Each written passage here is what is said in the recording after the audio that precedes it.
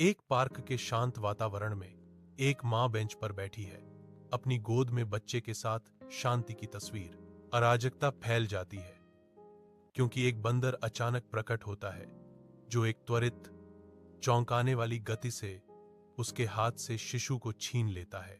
माँ की चीख हवा में गूंजती है। डर की एक कच्ची अभिव्यक्ति के रूप में वह उछलती है। उसका पीछा हताशा और मातृ प्रवृत्ति से प्रेरित होता है। चिलचिलाती धूप में एक बंदर रोते हुए बच्चे को पकड़े हुए एक हताश उड़ान में सड़कों से गुजरता है। माँ की व्यथित चीखें गूंजती हैं क्योंकि वह बंदर के पीछे भागती है। उसका दिल दहशत और संकल्प से धड़क रहा है।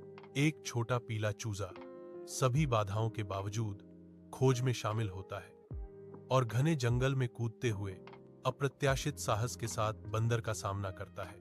विजयी चूजा सावधानी से बच्चे को मोटरसाइकिल पर रखता है, जो गति में एक साझा पलायन है।